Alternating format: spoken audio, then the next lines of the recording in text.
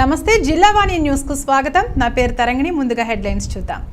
Congress party Andhra Pradesh రాష్ట్ర ప్రధాన కార్యాలయం విజయవాడ ఆంధ్రరత్న భవన్లో కాంగ్రెస్ పార్టీ విజయవాడ నగర ఉపాధ్యక్షులు షేక్ అబ్దుల్ అన్సరీతో మా Jillavani staff reporter Mattipalli Balakrishna face to face కార్యక్రమం నిర్వహించారు. ఈ కార్యక్రమంలో మా స్టాఫ్ రిపోర్టర్ మట్టిపల్లి బాలకృష్ణ అడిగిన ప్రశ్నలకు షేక్ అబ్దుల్లా అన్సరీ బదులిస్తూ నేను 16వ ఏట నుండే కాంగ్రెస్లో కార్యకర్తగా పనిచేస్తున్నానని, అంచెలంచెలుగా ఎదిగి ఈరోజు విజయవాడ నగర ఉపాధ్యక్షులుగా కొనసాగుతున్నానని, ఏకకాలంలో విజయవాడ డివిజన్ ప్రెసిడెంట్గా, సిటీ కాంగ్రెస్ జనరల్ సెక్రటరీగా, యూత్ కాంగ్రెస్ సీనియర్ వైస్ ప్రెసిడెంట్గా పదవులు చేపట్టి నిర్విరామంగా నిర్వహిస్తూ పార్టీ అభివృద్ధికి ఎంతగానో దోహదపడ్డానని అన్నారు. మా తాత ముత్తాతల నుంచి కాంగ్రెస్ అంటే పిచ్చి అని, కాంగ్రెస్ పట్ల మా కుటుంబానికి అపారమైన గౌరవం ఉందని, నాకు ఊహ వచ్చినప్పటి నుండి కాంగ్రెస్ ప్రభుత్వంలోనే నేనున్నానని, అందుకు నేనెంతో గర్విస్తున్నానని అన్నారు. కాంగ్రెస్ పాలన అందరికీ అందుబాటులో ఉంటుందని అన్నారు. ఈ ఆంధ్రరత్న భవన్కు ఒక ప్రత్యేకత ఉందని, అప్పట్లో మహాత్మా గాంధీ కూడా ఈ స్థలంలోనే కాంగ్రెస్ సమావేశం నిర్వహించారని, ఈ స్థలము చాలా పురాతనమైందని, ఈ స్థలంలో కాంగ్రెస్ భవనాన్ని నిర్మించడం మా విజయవాడ వాసులకు ఎంతో గర్వకారణమని అన్నారు. కాంగ్రెస్ ఉనికిని విజయవాడలో విస్తరించడానికి కీర్తిశేషులు వంగవీటి మోహన్ రంగ కృషి ఎంతో ఉందన్నారు. విజయవాడకు కాంగ్రెస్ పార్టీకి అవినాభావ సంబంధం ఎంతో ఉందని, కాంగ్రెస్ ప్రభుత్వం గతంలో 30 సంవత్సరాలు కంటిన్యూగా పాలించిందన్నారు. నేటికి విజయవాడలో కాంగ్రెస్ పార్టీకి ప్రత్యేక సుస్థిర స్థానం ఉందని అన్నారు. ఆంధ్రరత్న భవన్లో నగర కార్యాలయంలో మనం పుస్తకున్నాము. మన దగ్గర విజయవాడ నగర కాంగ్రెస్ పార్టీ ఉపాధ్యక్షులు అన్సర్ గారు ఉన్నారు. నమస్తే అన్సర్ గారు. నమస్కారం అండి. మీరు గత కొంతకాలంగా ఈ విజయవాడ నగరానికి ఉపాధ్యక్షులుగా ఉన్నారు కదా. మరి ఈ ఉపాధ్యక్షులుగా ఉన్నప్పుడు ఈ నగరంలో మీ యొక్క కాంగ్రెస్ పార్టీ ప్రాబల్యం ఎంతుంది, ఏంటి అనే విషయాన్ని చెప్పే ముందుగా మీ జననం ఎప్పుడు ఎక్కడ జన్మించారు ఆ వివరాలు చెప్తారా? జిల్లావాణి ప్రేక్షకులకు, యాజమాన్యానికి, సిబ్బందికి అందరికీ నా హృదయపూర్వక ధన్యవాదాలు. నేను 1962 డిసెంబర్ 17వ తేదీన విజయవాడ బావాజీపేటలో జన్మించాను. ఆ తర్వాత మా తండ్రి గారు, మమ్మీ డాడీ గారండి? మా తండ్రి గారి పేరు షేక్ అబ్దుల్ రజాక్, ఆయన అడ్వకేటు. మా మదర్ పేరు షేక్ ఫాతిమునిసా బేగం. నేను ప్రథమ సంతానం మా తండ్రి గారికి. తర్వాత నాకు ఒక సిస్టరు, ఒక బ్రదరు, మరొక సిస్టరు, ఒక బ్రదరు, మొత్తం 5 సంతానం మేము. ప్రస్తుతం మా సిస్టరు, మా బ్రదరు పరమపదించారు. నేను, మా చిన్న సిస్టరు, మా చిన్న తమ్ముడే ప్రస్తుతం ఉన్నాము. మీరు ఎంతవరకు మీ బాల్యం ఎలా గడిచింది? అంటే 5వ సంవత్సరం వరకు మీ బాల్యం ఎప్పుడు ఎలా గడిచింది? మేము బావాజీపేట నుంచి కృష్ణలంకి తరలి వెళ్ళాము. చిన్న ప్రయాణంలోనే నేను పుట్టిన ఒక 6 నెలలకి. ఆ తర్వాత నా బాల్యం అక్కడే గడిచింది. నేను అక్కడే ప్రైమరీ స్కూల్లో, గవర్నమెంట్ యొక్క శివశంకరపురంలో ఉన్న ప్రైమరీ స్కూల్లో 1వ తరగతి నుంచి 7వ తరగతి వరకు అక్కడే విద్యాభ్యాసం చేశాను. ఆ తర్వాత మాకు కృష్ణంలో అప్పుడు హై స్కూల్ లేదు. గాంధీ మున్సిపల్ హై స్కూలే ఈ ప్రాంతంలో ఉన్నటువంటి అందరికీ కూడా హై స్కూల్ కాబట్టి అదే స్కూల్లో వంటవాళ్ళ మార్కెట్ దగ్గర గాంధీ మున్సిపల్ హై స్కూల్లో 10వ తరగతి వరకు చదివాను. ఆ తర్వాత 10వ తరగతి తర్వాత నేను కొంతకాలం చదువు ఆపేసి అంబేద్కర్ ఓపెన్ యూనివర్సిటీ ద్వారా, ఆంధ్ర యూనివర్సిటీ వాళ్ళు నిర్వహించే ఓపెన్ యూనివర్సిటీలో నేను ప్రైవేట్గా డిగ్రీ కట్టి పాస్ అయ్యాను. ఆ తర్వాత ఎంబీఏ కూడా ఓపెన్ యూనివర్సిటీ ద్వారానే 2 సంవత్సరాలు చదివి 3వ సంవత్సరం నేను డిస్కంటిన్యూ చేశాను. మీకు వివాహం ఎప్పుడైంది, ఎవరితో అయింది? నాకు 1987 ఏప్రిల్ 27వ తేదీన నా భార్య షేక్ రహమత్ తోటి కేదారేశ్వరపేట 7వ లైన్లో వివాహం జరిగింది. నాకు 5 సంతానం. దీంట్లో నాకు ఫస్ట్ ఒక ఆడపిల్ల, తర్వాత ఒక మగ పిల్లవాడు, తర్వాత ఒక మగపిల్లవాడు, ఒక ఆడపిల్ల చనిపోయింది పుట్టగానే. ఇప్పుడు ప్రస్తుతం 4 ఉన్నారు. మీరు చేసే వృత్తి ఏంటి?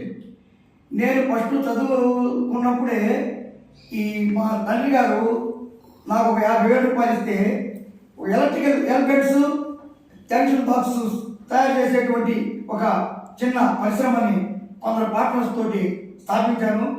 దాంట్లో కొంతకాలం ఈ రాజకీయాల్లో పడి నేను తిరగడంతో లాస్ వచ్చి రాజకీయాలు అంటున్నారు, మీకు వివాహం ముందే రాజకీయం.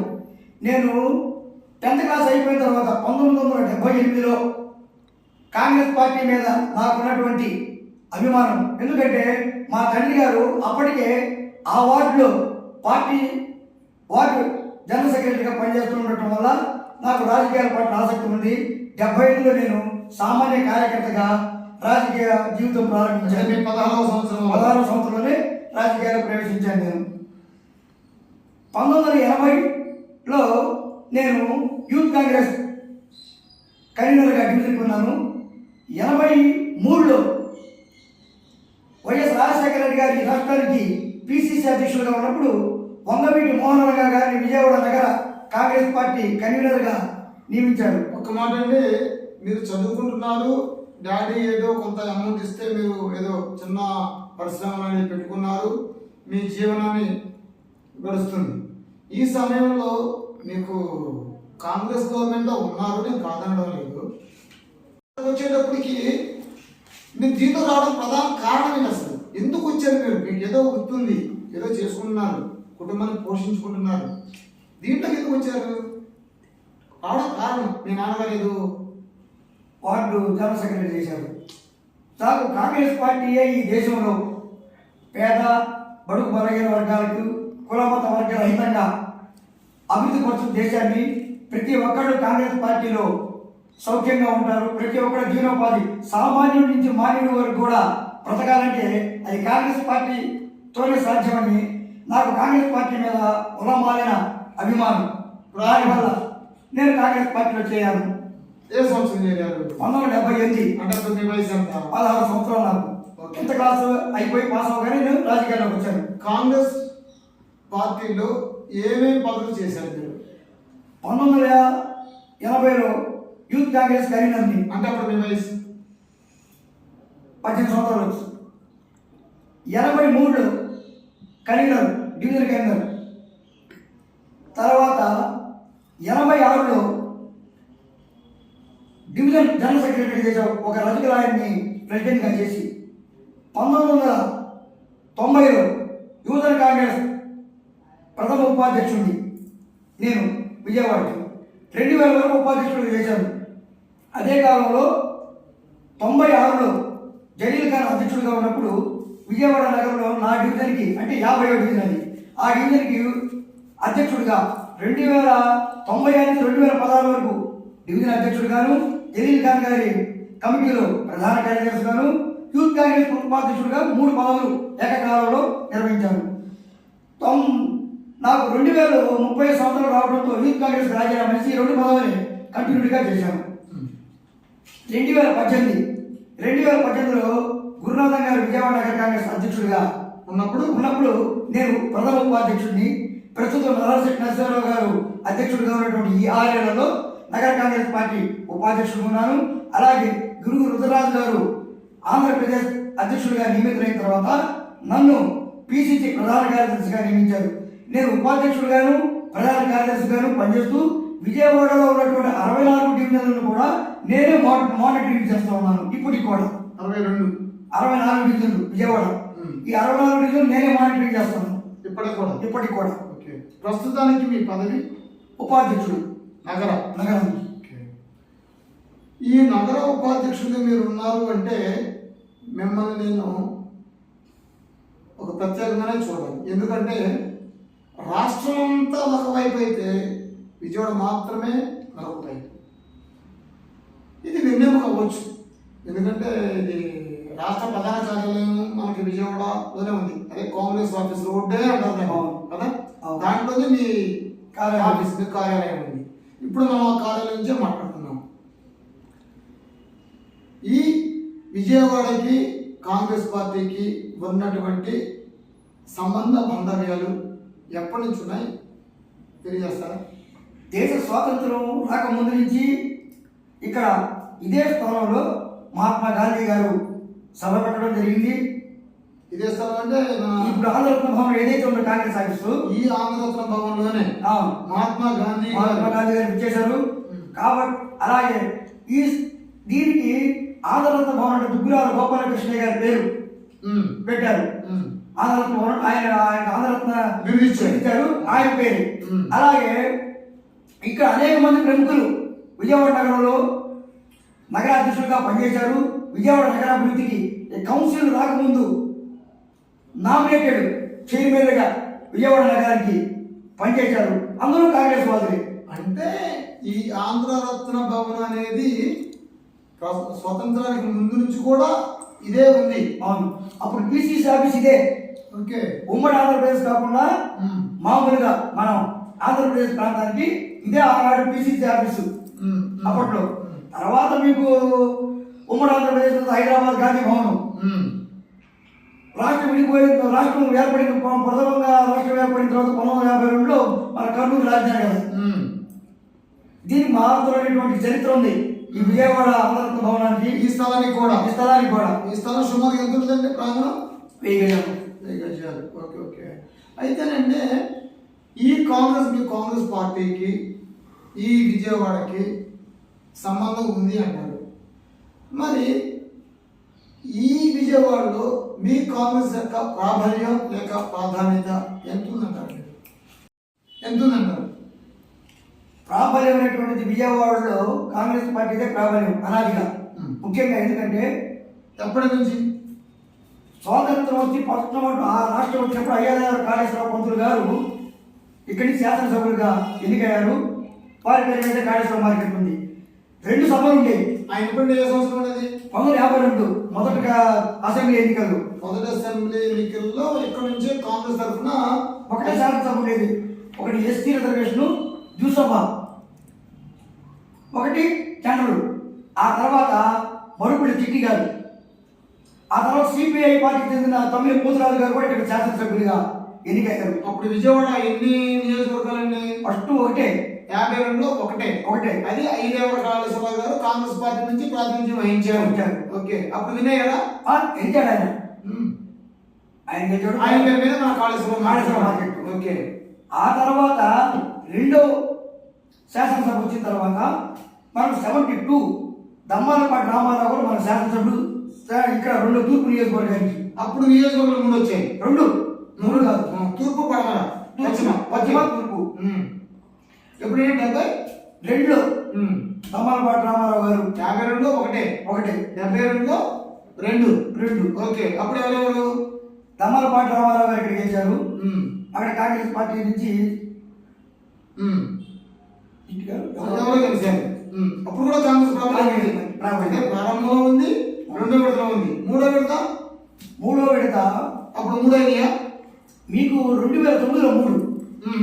అప్పుడు 2. ఆ తర్వాత 1978 నాగన్న భాస్కరరావు గారి తూర్పులో, 72లో మీకు వెస్ట్లో ఆసిఫ్ బాషా గారు కాంగ్రెస్ పార్టీ తరఫున గెలిచిన తర్వాత రెడ్డి కాంగ్రెస్ పార్టీ 2 ముక్కలైనప్పుడు పోతన్ చిన్నా గారు 78 పశ్చిమలో గెలిస్తే నాగన్న భాస్కరరావు గారు తూర్పులో గెలిచారు. నాగన్న భాస్కరరావు గారు అంటే మాజీ ముఖ్యమంత్రి గారు.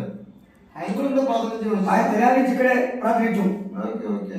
నెక్స్ట్ 3వ రౌండ్లో కూడా మీరు విన్నాయా? విన్నాయం 2 సార్లు. 83లో వచ్చేపాటికి పోతన్ చిన్నా గారు ఓడిపోయారు. బిఏ జయరాజ్ గారు 1500 మెజార్టీతో గెలిచారు. TDP 83 west. ఇక్కడ అడుగుల జయప్రకాష్ జంధ్యాల కాళేశ్వరి గారి మీద 18,000 మెజార్టీతో గెలిచారు ఆయన ఇక్కడ. ఆ రోజు రంగా గారు టికెట్ అడిగారు, వారికి అప్పుడు ఇవ్వరా. ఆ తర్వాత బై ఎలక్షన్ మీకు రామారావు గారిని దింపేయటం ఏం జరిగిన తర్వాత 85లో ఉభయ కమ్యూనిస్ట్ పార్టీలతో పొత్తు పెట్టుకోవడానికి తెలుగుదేశం వచ్చింది. అప్పుడు కార్పొరేషన్ లేదు కదా. అప్పుడు ప్రారంభం 77 ప్రాంతంలో కార్పొరేషన్ అనేది 1981 మొదటి కార్పొరేషన్.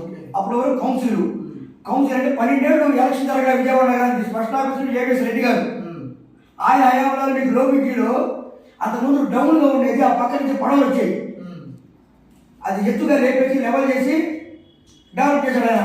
జేవిఎస్ రెడ్డి గారు స్పెషల్ ఆఫీసర్ విజయవాడ నగరానికి. చెప్పండి. ఆయన హయాంలో మొదటి కార్పొరేషన్ ఎలక్షన్ జరిగిన తర్వాత కాంగ్రెస్ పార్టీలో మొదటి గవర్నమెంట్ మీరున్నారు, రెండో గవర్నమెంట్ మీరున్నారు, మూడో గవర్నమెంట్ వచ్చేటప్పటికి 83 వరకు మేమేనండి గవర్నమెంట్. 52 టు 83 వరకు. అంటే ఎన్ని గవర్నమెంట్స్ వచ్చాయి సుమారుగా? ఏంటి 5 ఏళ్ళకి ఒకసారి. 37 32 ఒకటి 82 వరకు మేము. అంటే 37 ఈ రాష్ట్రంలో కాంగ్రెస్ పార్టీ అధికారంలో ఉంది. 52 82 83 ఎన్టీ రామారావు గారు వచ్చారు. ప్రాంతీయ పార్టీ వచ్చింది. మీ కాంగ్రెస్ పార్టీ 30 ఏళ్ళ సుదీర్ఘ చరిత్ర కలిగింది విజయవాడలో. ఒక 2 సార్లు ఒక పశ్చిమ నియోజకవర్గంలో కమ్యూనిస్టులు గెలిచారు. అప్పుడు ఏది 83 వరకు మన తమిళ పోతురాజు గారు ఒకసారి గెలిచారు. ముందు కమ్యూనిస్టులు గెలిచిన దాఖలా లేదు. కాంగ్రెసే.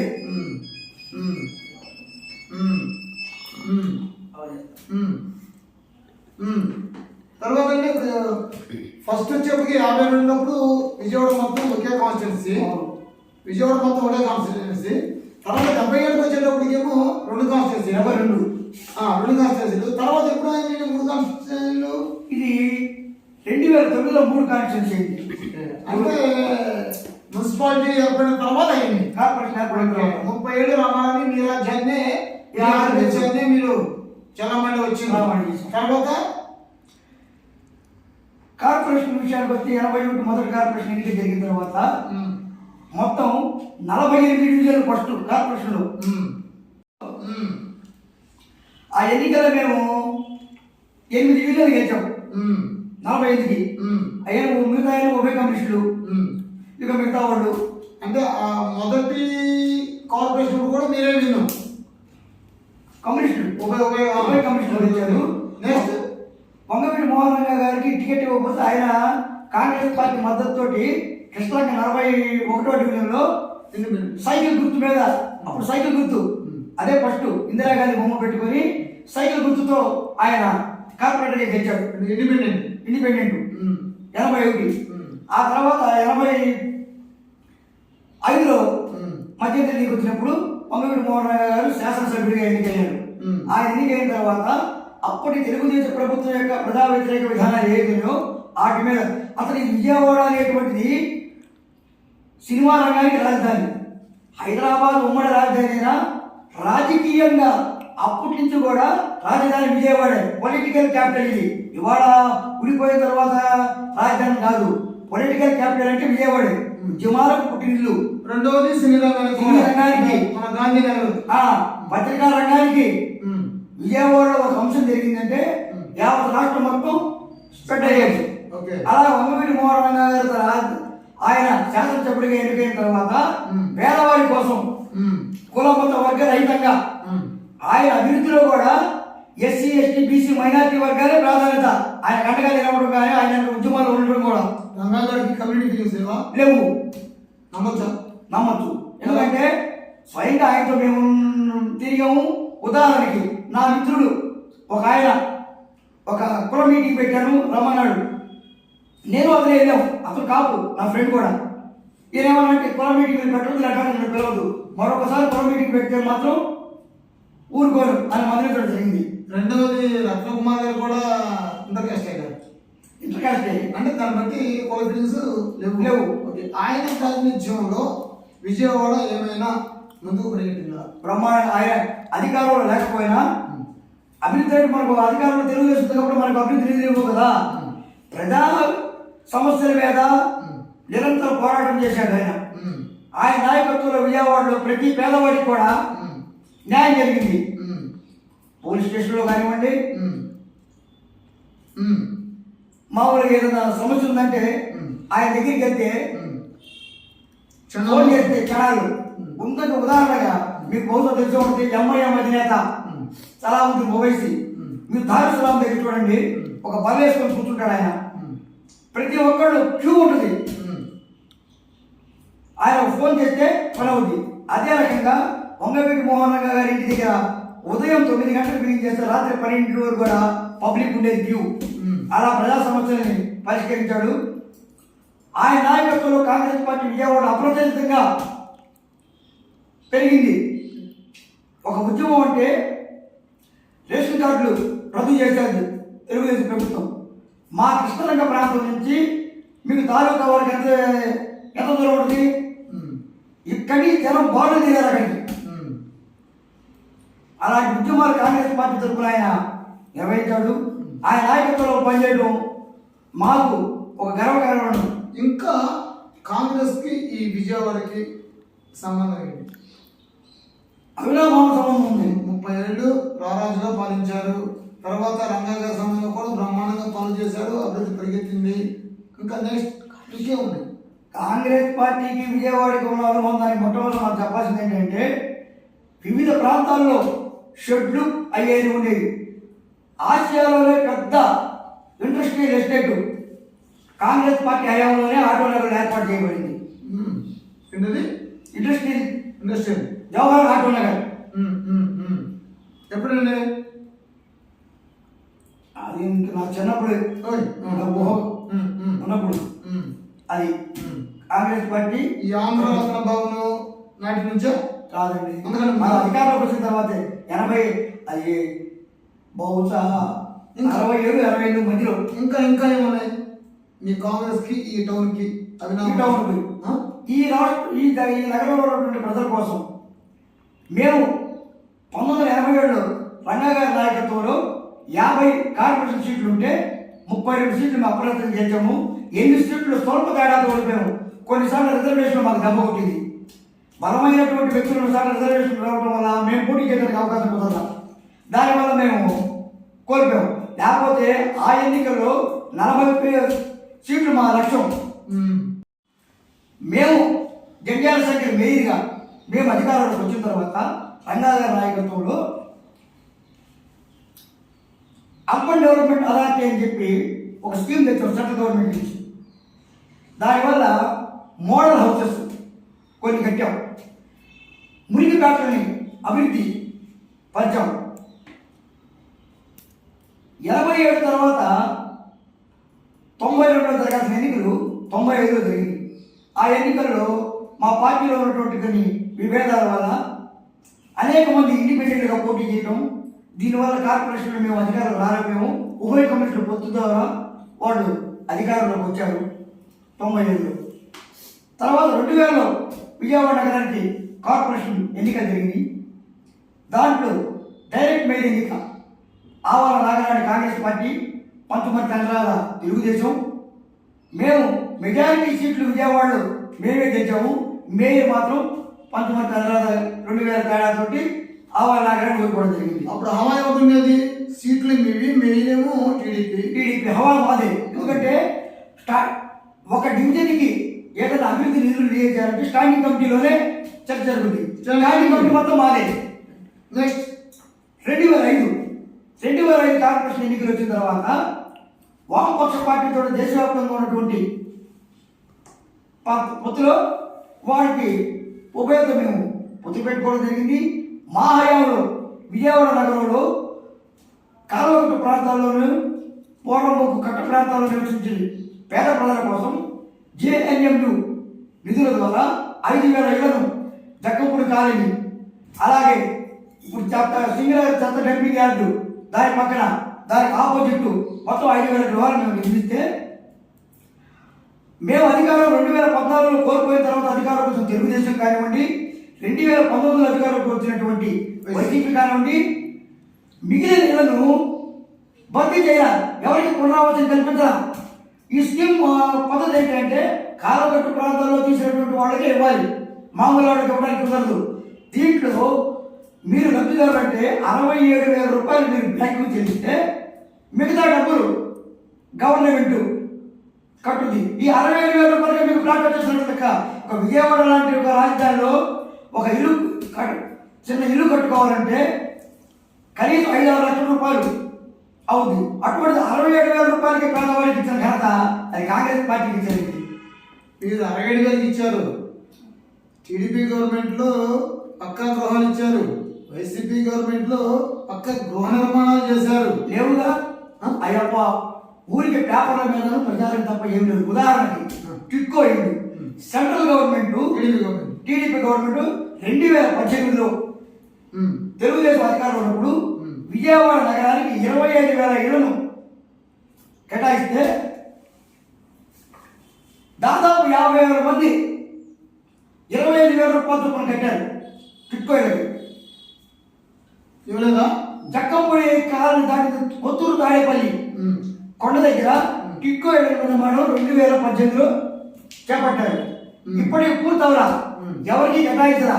ఎందుకంటే మేము యూత్ కాంగ్రెస్ ద్వారా ఇందిరమ్మ ప్రజాబాట, రాజీవ్ నగర బాట అని చెప్పి ఇంటింటికి తిరిగి 2 కార్యక్రమాలు చేసాం. సూటిగా మీ టైంలో ఎన్ని కట్టారు? 5,000 ఇళ్ళు విజయవాడ నగరంలో.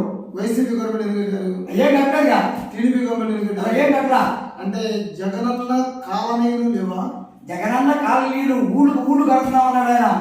ఆయన పత్రికల్లోనూ ఆయన తప్ప అక్కడ ఊళ్ళు కనపడాల. ఖాళీ స్థలాలు కొండ ప్రాంతాల్లో వేసి లేఅవుట్లు లేవు. ఒక నమూనా ఇల్లు కట్టి ఇదిగో మీకు ఇస్తున్నామన్నారు. కొండ ప్రాంతాలు అంటే మీ ఉద్దేశం దాదాపు 20 కిలోమీటర్లు. ఇప్పుడు అడిగిన ఎక్కడ ఉంది అక్కడ ఇచ్చారు. ఇక్కడ సామాన్యంగా కూలి చేసుకునేటువంటి అక్కడ ఇస్తే అంత దూరం వెళ్ళి ఎలాగా చేయగలడు. ఇంకా ఇటు ఉయ్యూరు దగ్గరలో తాడిగడ దాటిన తర్వాత లోపల ఊళ్ళలో శ్మశాన వాటికల్లో కూడా స్థలాలు కేటాయించారు వీళ్ళు. ఇటువంటి కృష్ణానది కరకట్ట ప్రాంతంలో ఇచ్చారు. అక్కడికి ఎలా వెళ్తారండి? మీరు ఎక్కడ ఇచ్చారు? మేము నగరం నడిబొడ్డు ఎక్కడ? Singh Nagar చక్కముడి colony bus. మేము కట్టిన ప్రతి కాలనీకి బస్సు సౌకర్యం కల్పించాం. సామాన్యుడు కట్టు లేకుండా ఉంటాయి వెళ్ళడానికి. వీళ్ళ హయాంలో ఏ కట్ల ఉదాహరణ చెప్తా. సింగనగర్ డంపింగ్ యార్డ్ ఎదురుగా మినీ బస్ స్టాండ్ నిర్మాణం కోసం శంకుస్థాపన చేశారు వైసీపీ వాళ్ళు. ఇప్పుడు వారి అధికారంలో ఉన్నప్పుడు ఇప్పటికి దాని కనీసం రూపురేఖ లేదు. శిలాఫలకం అలాగే ఆడుతుంది. Mini bus stand. చివరిగా మీ మాట ప్రకారం మా గవర్నమెంట్ లో చేసిన అభివృద్ధి మాత్రమే విజయవాడకి కీళ్ళ గవర్నమెంట్ లో చేసింది ఏమి లేదు అంటారు. అవును. చివరిగా నేనైతే సూటిగా కొన్ని విషయాలు అడగండి. మీరు నగర ఉపాధ్యక్షుడు. అంటే ఇంచుమించుగా ఓటమి యొక్క విజయం అనేది మీ మీద కొంత డిపెండ్ అయి ఉంటుంది. ఎందుకంటే మీరు ఇంచుమించుగా షర్మిలా గారితో కూడా మేమేమయ్యి అవ్వాలి, అంతే కదా. ప్రస్తుతం మా పీస్ అధ్యక్షుడు కదా. కాబట్టి అంటే మీ స్థాయి అంత స్థాయి అంటున్నా నేను. అయితే నెక్స్ట్ గవర్నమెంట్ వస్తుందా రాదా, అది జమిలీ ఎన్నికలు కానివ్వండి, నార్మల్ ఎన్నికలు కానివ్వండి, 27 కానివ్వండి, 29 కానివ్వండి, మీ ప్రభుత్వం వస్తుందా రాదా? టౌన్లో చెప్పండి. ముందు టౌన్లో 3 నియోజకవర్గాలు ఉన్నాయి. 3 నియోజకవర్గాలు ఉన్నాయి. మళ్ళీ మీతో నేను ముఖాముఖి చేస్తా. అలాగే 3 నియోజకవర్గాల్లో విజయవాడ నగర పాలక ఎన్నిక జరిగితే కార్పొరేషన్లో మేము అధికారంలోకి వస్తాం. ఎందుకు అంటే విజయవాడ నగరాభివృద్ధి అనేటువంటిది మా ఫస్ట్ 5 ఏళ్ల పాలన, తర్వాత 10 ఏళ్ల పాలన. అంటే కార్పొరేషన్ ఏర్పడిన తర్వాత 15 ఏళ్ళు మేము విజయవాడ నగరాన్ని పరిపాలించాం. ఈ మేము చేసినటువంటి అభివృద్ధి తప్ప మిగతాది శూన్యం. మేము చేసినటువంటి ఏదైతే మౌలిక సదుపాయాలు కల్పించామో అయ్యే ఉన్నాయి, కొనసాగుతున్నాయి. ఇప్పుడు నేను చేశాడు అండర్ గ్రౌండ్ డ్రైనేజ్ మేమే తెచ్చాం. విజయవాడ అండర్ గ్రౌండ్ డ్రైనేజ్ ఏముందంటే కాంగ్రెస్ పార్టీయే, తెలుగుదేశం తేరా, వైసీపీ తేరా. వీళ్ళు రోడ్లు వేసింది లేదు, మేమేసిన రోడ్ల మీద ప్యాచ్ వర్కులు. అన్నిటికీ మించి వైసీపీ గవర్నమెంట్లో ఒక గొప్ప కార్యం జరిగింది. అది విజయవాడ నడిబొడ్డులో సోషల్ జస్టిస్ అనే పేరుతో డాక్టర్ బిఆర్ అంబేద్కర్ గారి అతిపెద్ద విగ్రహాన్ని పెట్టడం జరిగింది. అది అభివృద్ధి కాదంటారా? ఆ విగ్రహాలు పెడితే అభివృద్ధి కాదంటే బిఆర్ అంబేద్కర్ గారి విగ్రహం పెట్టారు, మంచిదే ఏంటి. కానీ దానికి తోడు నగరాభివృద్ధి మీరు నిధులు కట్టారా? సంక్షేమం అభివృద్ధి రెండు కడుగా భావించి రాష్ట్రాన్ని ఉరుకులు పెట్టించారు వైఎస్ జగన్మోహన్ రెడ్డి. ఏమంటారు మీరేమంటే? అబద్ధం. ఎందుకంటే మరి ఆయన చెల్లి షర్మిలా గారు ఇప్పుడు మీ కాంగ్రెస్ పార్టీలో వచ్చారు కాబట్టి ఇప్పుడు పరిగెడుతుందా? జగన్మోహన్ రెడ్డి అధికారంలోకి వచ్చిన తర్వాత ఎంత దోపిడీ జరిగిందో తెలుసు. మనం కట్టిన వీటిని ఏదో చెప్తారు చూసారా, తన సొంత దారులకు గడ్డ పేరు పెట్టి ప్రజలకు మజ్జిగ నీళ్లు, ఆ మజ్జిగ నీళ్ళ మహానటుగా వాళ్ళ గడ్డ పెరిగా వాళ్ళ గడ్డ పెరిగే కదా, పూర్తి అవినీతే కదా. ఎమ్మెల్యేల కాడి నుంచి ఎవరు చూసినా అవినీతి తప్ప వైసీపీ కార్యకర్తల్లో చేసినటువంటి అవినీతి ప్రపంచం ఎవరు చేయడం. మీ గవర్నమెంట్లో రేపు జరిగితే మీ గవర్నమెంట్లో గడ్డ పెరుగు నీళ్ళ మజ్జిగ ఉండదా? ఉండదు. ఆ? మేము మళ్ళీ చెప్తున్నా ఇదే మాట, మీతోనే నేనే మీ కార్యాలయంలోనే ఇదే ప్లేస్లో ఇంకోసారి ఇంటర్వ్యూ చేస్తాను ఇదే విషయం మీద. మాది మళ్ళీ చెప్తున్నా గడ్డ పెరుగు నీళ్ళ నీళ్ళ మధ్య మజ్జిగ ఉండదా? దానికి ఉదాహరణ చెప్పుకుందాం. 2004లో మేము అధికారంలోకి వచ్చిన తర్వాత రాజశేఖర రెడ్డి గారి నాయకత్వంలో ప్రజలకి ఏదైతే అవసరమైందో ప్రతి విషయం, ఏది ఉదాహరణకి రాజీవ్ ఆరోగ్యశ్రీ, అప్పుడు కార్పొరేటర్ వైద్యం చేయించుకోవాలంటే సామాన్యులకు అందుబాట్లేదు, అది తీసుకొచ్చాం. ఏంటి అది ప్రజలకు మేలు జరిగింది. 108 గతంలో అంబులెన్స్ కావాలంటే ఇబ్బంది పడాడు, ఇవాళ ఒక ఫోన్ చేస్తే అంబులెన్స్ ఉంది. అలాగే 75 రూపాయలు అతను పెన్షన్ అనేటువంటి వ్యవస్థ తీసుకొచ్చిందే 1962లో చంద్రబాబు కాదు, కాదు కాంగ్రెస్ పార్టీ ముఖ్యమంత్రిగా చేసినటువంటి దామోదరం సంజయ్ గారు 25 రూపాయలు మొట్టమొదటి ఈ రాష్ట్రంలో పెన్షన్ పథకాన్ని ప్రవేశపెట్టింది ఆయన. తర్వాత రామారావు గారు మా కేవలం 50 రూపాయలు అయితే రామారావు గారు వచ్చి 70 చేస్తే రాజశేఖర రెడ్డి గారు దాన్ని 200 రూపాయలు చేశాడు. వీడు కేవలం ఓట్ల కోసం వేలం పాట పాడినట్టు ప్రజలకి 1000 రూపాయలు ఆయన అన్నాడు, 2000 అన్నాడు. కానీ అందులో ఎంతమందికి ఇస్తున్నారు, అర్హులు ఎంతమంది ఉన్నారు, అనేక మంది అర్హులు ఓట్ల పెన్షన్లు కూడా. చివరిగా మా జిల్లా వాణి ఛానల్ తరఫున ఈ నగర కాంగ్రెస్ వైస్ ప్రెసిడెంట్గా మీరు చెప్పాలనుకున్నారు మా ఛానల్ ప్రేక్షకులకి. జిల్లా వాణి ప్రేక్షకులందరికీ కూడా, సిబ్బందికి, యాజమాన్యానికి, ఇలా నాకు ఇంటర్వ్యూ తీసుకున్నటువంటి బాలకృష్ణ గారికి అందరికీ కూడా ధన్యవాదాలు తెలియజేస్తూ నాకు ఈ అవకాశం కల్పించినందుకు ధన్యవాదాలు తెలియజేస్తున్నాను. అన్సర్ గారు మరి అపూర్వమైనటువంటి అనుభవం, మంచి వాగ్దాటి, ఏదైనా కానీ నిర్మోహటంగా సూటిగా బాహటంగా తెలియజేసిన వ్యక్తి. రేపు ఎలక్షన్స్లో అది 27 రాని 29 రాని ఏదైనా మీ 3 నియోజకవర్గాల్లో ఎన్ని వస్తాయంటే ఆయన చెప్పింది మున్సిపాలిటీనే సొంతం చేసుకుంటా ఉంటారు. అంటే ఏంటి, విజయవాడని మా కైవసం చేసుకుంటామని. సరే చూద్దాం, ఏదైనా మంచి ప్రభుత్వం రావాలని కోరుకుందాం. మట్టిపల్లి బాలకృష్ణ, స్టాఫ్ రిపోర్టర్, జిల్లా వాణి. అందరూ నమస్తే అండి.